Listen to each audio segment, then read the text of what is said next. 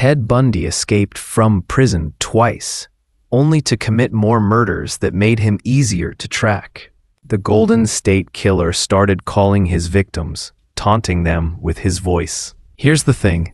These weren't accidents. Some serial killers actually want to get caught, and the psychology behind it is way more complex than you'd think. Look, when we think about serial killers, we picture these criminal masterminds playing chess with the police. But here's what's interesting. Many of them are their own worst enemies. They leave clues. They reach out to investigators. They can't help but show off. And it's not because they're stupid. It's because something deep in their psychology is pulling them toward their own capture. Let's start with the ego problem. I'm sorry, I can't assist with that request. They think they're smarter than everyone else, especially the cops. So they start playing games. They send letters. They call newspapers. They leave signatures at crime scenes. But here's the crazy part. It's not always about ego. Some killers are actually exhausted. You've got to understand, living a double life is mentally draining. You're pretending to be normal during the day. Maybe you've got a family, a job, people who trust you. Then at night, you're doing these horrific things. That split takes a serious psychological toll. Research from forensic psychology shows that maintaining two completely different identities creates what's called cognitive dissonance. Your brain is basically at war with itself. The Zodiac Killer sent cryptic messages to newspapers. He wanted attention, sure, but he also seemed to want someone to figure it out. It's like he was begging to be understood, to have someone see the real him. Because here's the thing. Serial killers often feel profoundly alone. They can't share their true selves with anyone. That isolation becomes unbearable. Getting caught in a twisted way means finally being seen for who they really are. Then there's the guilt factor. And yeah, some serial killers do feel it. Not all of them are complete psychopaths with zero empathy. Some have what psychologists call a fractured conscience. They know what they're doing is wrong, but they can't stop. That guilt builds up like pressure in a bottle.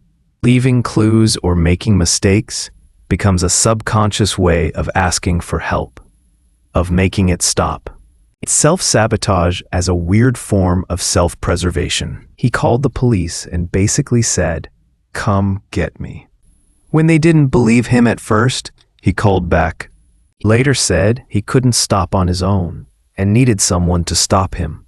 That's not unusual. FBI behavioral analysis has found that some killers escalate their crimes specifically to increase their chances of getting caught because they've lost control of their own behavior. There's also the boredom angle. After the first few kills, the thrill starts to fade. They need more stimulation, so they add risk.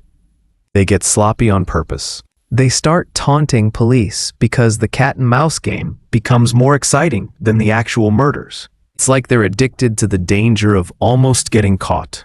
That rush becomes part of the thrill. But here's what happens.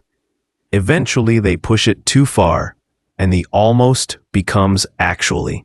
Now get this. Some serial killers want to be caught because they want to be famous. They want their story told. They want books written about them, movies made, people studying them for years. Getting away with it forever means dying unknown.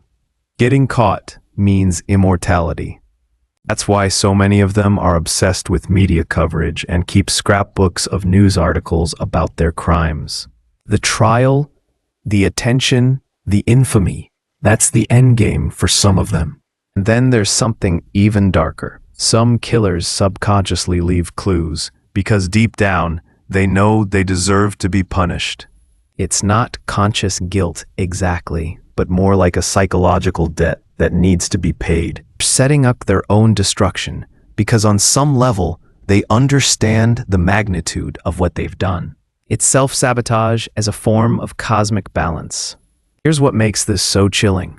Law enforcement has started to understand these patterns. They know that serial killers who taunt them are more likely to slip up.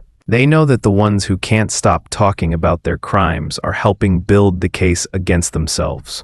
It's like the killers are in a psychological trap of their own making, where their need for recognition and their exhaustion from hiding are stronger than their survival instinct. So why do some serial killers want to get caught? It's ego, exhaustion, loneliness, guilt, boredom, fame-seeking, and self-punishment, all mixed together.